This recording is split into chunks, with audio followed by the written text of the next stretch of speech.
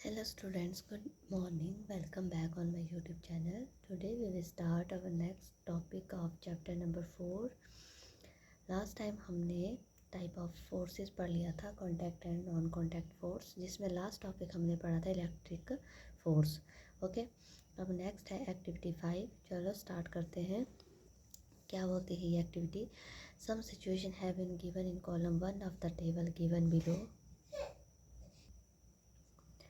Try to analyze this situation and identify the nature and kind of forces that may involve. ठीक है, तो ये activity, इसमें जो है कुछ सिचुएशन दी है, फिर उसके बाद कुछ फोर्सेस के बारे में बताया है, जैसे कॉन्टैक्ट और नॉन कॉन्टैक्ट. आपने सिचुएशन के हिसाब से बताना कि कौन सी फोर्स है, कॉन्टैक्ट है या नॉन कॉन्टैक्ट है, और जो मतलब उसके साथ कौन सी रिजेंबल हो रही है, कौन सी जो फोर्स जो बेसिकली लग रही है, मस्कुलर है, ग्रेविटेशनल है या फ्रिक्शनल है या फिर कोई और फोर्स है, उसके बारे में बताना है. ओके, तो सबसे पहले सिचुएशन दी है expansion of lungs when we inhale and exhale during the breathing.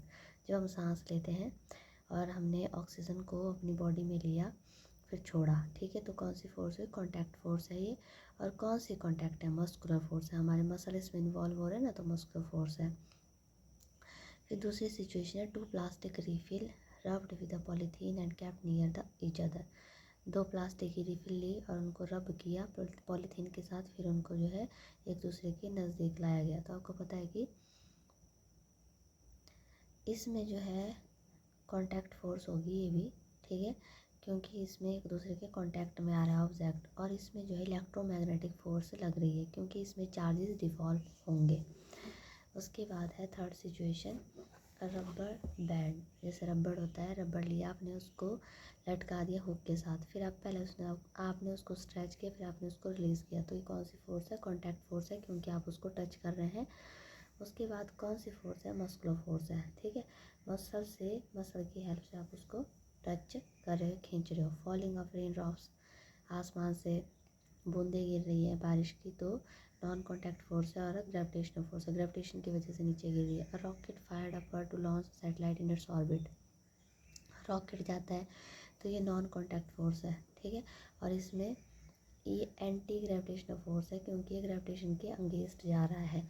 A book lying on the table, table के ऊपर किताब रखी, आप उसको उठा रहे हो, तो कॉन्टैक्ट फोर्स है.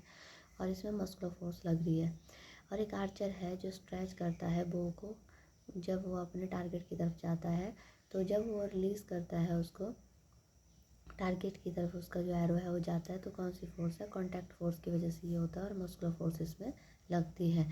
और एक हॉर्स है जो कार्ट को पुल कर रहा है, तो ये कॉन्टैक्ट फोर्स है और मस्कुलर फोर्स है. ठीक है, तो ये सारे हो गए एक्टिविटी जिससे हमें क्लियर हो गया कि कौन सी फोर्स जो है किस तरीके से लगती है. तो नेक्स्ट है प्रेशर. तो फोर्स वाला जो टॉपिक है कंप्लीट हो गया. अब प्रेशर क्या होता है? प्रेशर का मतलब होता है force acting on a unit area of surface is called the pressure. किसी पर यूनिट एरिया के ऊपर जो फोर्स लग रही है उसको प्रेशर बोला जाता है. ठीक है, we are now familiar with the effect of force on the different object. Careful observation and analyze reveal that the effect of force also will depend upon the surface area over which the force act. तो देखो, अब हमारे को force और इसके different object के बारे में जैसे जैसे लगती है ये डिफरेंट ऑब्जेक्ट के ऊपर, उसके इफेक्ट हमने देख लिए. तो अब हमने एनालाइज करना है ये कि जो फोर्स है जब वो किसी ऑब्जेक्ट के ऊपर लगती है, ठीक है, तो किस तरीके से वो अपना इफेक्ट शो करती है. It is common experience that it is difficult to carry a school bag when it is tied to a narrow thin string, and it become easier to carry the same bag when it is tied to the broad strap. This implies that if the same force act over a smaller area, its effect is felt more. Thus, the overall effect of force depend upon its magnitude and the area over which it act. तो देखो, आपने देखा होगा कि एक bag है, अगर उसकी जो स्ट्रैप है वो पतले हैं, ठीक है, पतले हैं, नैरो है, तो आप उस बैग को मतलब उसमें वेट जितना भी होगा उसको ज़्यादा टाइम तक कैरी करना बहुत मुश्किल होता है. पर वही बैग अगर मान लो उसमें ब्रॉड स्ट्रैप लगाए जाते हैं तो अब इजी हो जाता है उठाने को. ठीक है, तो ऐसा क्यों होता है? इसके पीछे जो है जो कारण है फोर्स का ही कारण है. ठीक है, तो इसमें मैग्नीट्यूड और area over which it act, कितने एरिया के ऊपर फोर्स लग रही है और इसका मैग्नीट्यूड कितना, ये दोनों इसके ऊपर डिपेंड करते हैं. We therefore need to define a physical quantity that take both the factor into the account. तो सबसे पहले तो हमारे को फिजिकल क्वांटिटी जो है डिफाइन करनी पड़ेगी। Physicist have now define such a quantity and named it pressure. तो सबसे पहले केमिस्ट ने और फिजिस्ट ने इनको नाम दिया pressure. It is the pressure which is measure the effect of force over a given area. एक गिवन एरिया के ऊपर कितना फोर्स का इफेक्ट हो रहा है उसको बोलते हैं प्रेशर। ठीक है, तो इसको कैसे लिख सकते हैं हम? Pressure is equal to thrust, that is the force upon surface area over which it act. ठीक है, कॉन्टैक्ट एरिया मतलब कितने कॉन्टैक्ट एरिया के ऊपर ये लग रहा है उसको बोलेंगे pressure. We apply the force in a direction perpendicular to the given surface, we call it thrust. किसी सरफेस के परपेंडिकुलर जब हम फोर्स लगाते तो उसको हम थ्रस्ट भी बोलते हैं। Okay, now next one, do you no in case of solid. अब सॉलिड कोई केस है ना, तो उसमें अगर आप फोर्स अप्लाई करते हैं किसी भी डायरेक्शन से, ठीक है, with respect to the surface, however मतलब किसी भी डायरेक्शन से हम फोर्स उसमें अप्लाई कर सकते हैं।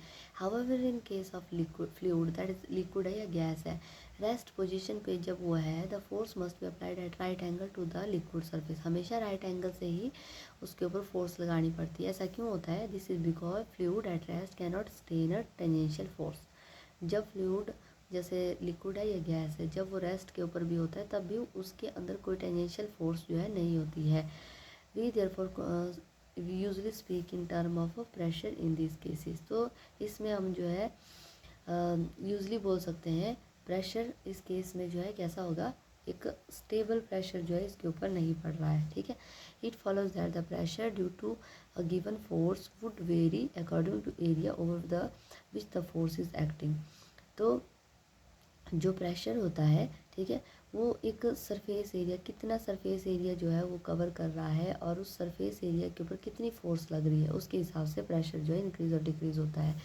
वी कैन देयरफॉर इंक्रीजेज और decreases the pressure without any change in force. तो हम फोर्स को बिना चेंज किए प्रेशर को डिक्रीज और इंक्रीज कर सकते हैं। तो कैसे कर सकते हैं? आपने देखा होगा कुल्ली होता है, कुल्ली अपने सिर के ऊपर जो है कभी भी कोई बैग कोई भी सामान उठाता है तो अपने सिर के ऊपर उसने जो है कपड़े का एक पीस बनाया होता है जो चौड़ा जैसा होता है। ठीक है, तो वो चौड़ा जो पीस होता है वो क्यों रखा होता है? ताकि उसकी सिर के ऊपर जितना भी उसने सामान डालना है उसका जो सरफेस एरिया है वो इंक्रीज हो सके और उसके सिर को कम से कम पेन हो सके। ठीक है, and by changing the surface area over which the force act, to understand this let us perform the activity. तो इसी को शो करने के लिए एक एक्टिविटी भी की गई है आगे, तो इसको मैं बताती हूँ अभी। तो इससे पहले है, do you know pressure always act normal to the surface and it's always comprehensive in nature. तो प्रेशर कैसा होता है? हमेशा कंप्रहेंसिव नेचर का होता है। Need only its magnitude for its complete description. हमें इसका सिर्फ मैग्नीट्यूड चाहिए होता है, इसको कंप्लीट डिस्क्रिप्शन हम उससे दे सकते हैं। तो ये एक्टिविटी जो है इसमें इससे हमें पता चलेगा कि किस तरीके से जो सरफेस एरिया है उसके हिसाब से प्रेशर को इंक्रीज़ और डिक्रीज़ कर सकते हैं। तो देखो ये 3 सिचुएशन दी गई है, आपने क्या करना है, मोल्डिंग क्ले लेनी है। खेलते हैं बच्चे मोल्ड से ना, तो क्ले लेनी है, उसको आपने 3 से 5 सेंटीमीटर के एक एरिया उसका बना देना है और एक डेस्क के ऊपर उसको रख देना है। उसके ऊपर आपने एक वुडन ब्लॉक लेना है और place a wooden block on the surface of moulding clay length wise. तो आपने क्या करना है, लेंथ वाइज उसके ऊपर उसको प्लेस कर देना है। Now place a book on the surface, इसके ऊपर एक किताब रख देनी है। Remove the wooden block and book, दोनों चीज़ आपने हटा देनी है। Measure the description depression improve produce in moulding clay with the help of scale. जब आपने इसको उठा दिया तो आप स्केल की हेल्प से मेज़र कर सकते हैं कि इसमें कितना गहरा जो है इंप्रेशन पड़ा है। ओके, फिर दूसरी सिचुएशन क्या करनी है, repeat the same step keeping the wooden block breadth wise thickness wise. जितनी मतलब उसकी मोटाई थी ना उसके हिसाब से आपने उसको अब रख देना है। ठीक है, और सेम उसके ऊपर आपने जो है किताब रखनी है, फिर आपने उसको मेज़र करना है। ठीक है, और थर्ड सिचुएशन में जो क्या करना है, आपने उसको जो है लेंथ वाइज रखना है in the same force that is acting on the clay in all the 3 cases. However the effect produce in the different because of the different in the contact area. Thus we realize that given applied force when the contact area is less, its pressure on the surface is become more. तो देखो अगर इसको हमने बिल्कुल सीधे तरीके से रख दिया तो आप देखोगे कि इसके ऊपर जो इम्प्रेशन ज़्यादा डाउन तक जाएगा। ठीक है, ऐसा क्यों हुआ? क्योंकि इसका जो सरफेस एरिया था वो कम हो गया था। जितना सरफेस एरिया कम होगा उतना ही ज़्यादा जो है इम्प्रेशन ये शो करेगा। ठीक है, उतना गहरा जो है, जैसे आपने कभी नीडल देखी होगी, एक बहुत पतली सी जो नीडल होती है वो बॉडी में काफ़ी अंदर तक शार्पली जो है जा सकती है बहुत कम पेन के साथ। और अगर आप किसी और चीज़ को उतनी ही डीपली डालना चाहते हैं तो उसमें जो है बहुत ज़्यादा दर्द हो सकता है।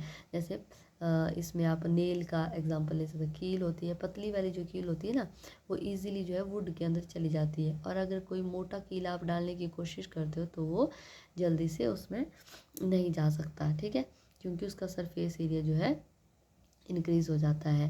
Next is application. The decrease in the pressure of a given force through an increase the surface area over which the force act find any many application in our day to day life. We list below some such application. तो इसके कुछ uses भी अब, ठीक है, application का मतलब uses. अगर आप डिक्रीज करते हैं प्रेशर को तो दो an increase in the surface area over the force act, तो इसकी क्या एप्लीकेशन है डे टू डे लाइफ में। जैसे फर्स्ट है बसेस और truck usually have double wheel on the rear side. तो आपने देखा होगा जो बसेस होती है और ट्रक होते हैं उनमें जो है डबल व्हील होते हैं। बसेस और ट्रक में डबल व्हील होते हैं, आपने देखा होगा क्यों होता है, क्योंकि उसमें सरफेस एरिया को इंक्रीज़ करने के लिए वो होता है, क्योंकि उसमें बहुत ज़्यादा लोड होता है। High rise building and dam has a wide base. अब आपने बड़े बड़े जितने भी डैम्स देखे होंगे, बिल्डिंग देखी होगी, तो उनमें जो बेस होता है काफ़ी चौड़ा होता है। क्यों होता है? ताकि जो सरफेस एरिया उसको इंक्रीज़ कर सके। Tank and bulldozers are fitted with the caterpillar tracks rather than the wheels। जो टैंक्स होते हैं और बुलडोज़र होते हैं, ठीक है, उनमें जो है कैटरपिलर ट्रैक्स होते हैं। क्यों होते हैं? सिंपल व्हील की जगह पर, ताकि सरफेस एरिया उसमें इंक्रीज हो सके। Railway track are laid on the large size wooden iron sleeper. आपने देखा होगा कि जो रेलवे ट्रैक होता है उसके ऊपर जो है वुडन और आयरन के बड़े बड़े स्लीपर रखे जाते हैं ताकि सरफेस एरिया को इंक्रीज किया जा सके। There are many situation where we need to have a larger pressure due to a given force. In cases the decrease the area over the force act. For example, तो it is easier to cut with the sharp knife than with the blunt knife. तो अब आपको पता है कि अगर आप एक ब्लंट एंडेड नाइफ से कट करने की कोशिश करते हैं, क्या आप उससे कट कर सकते हैं किसी ऑब्जेक्ट को? बिल्कुल नहीं। अगर आप शार्प से करना चाहते हैं तो ईजिली उसको कट कर सकते हैं, ठीक है। Nail pin and the spikes have a pointed and so that they can be driven into the surface with minimum effort. अब नेल है, पिन्स है, तो आप थोड़े से एफर्ट के साथ उनको जो है किसी भी सरफेस के ऊपर अच्छे से छुआ सकते हैं, ठीक है। ऐसा क्यों होता है? क्योंकि उसमें जो है सरफेस एरिया उसका कैसा होगा, कम कर दिया, ताकि और वो जल्दी से उसमें एंटर हो सके, ठीक है। तो ये इसकी एप्लीकेशन है। Next one is the liquid pressure. Liquid pressure हम जो है नेक्स्ट क्लास में करेंगे। आई होप आपको ये समझ आ गया होगा, ठीक है। तो अगर आपको मेरी क्लासेस अच्छी लगती है तो please like share and subscribe my channel. Thank you so much.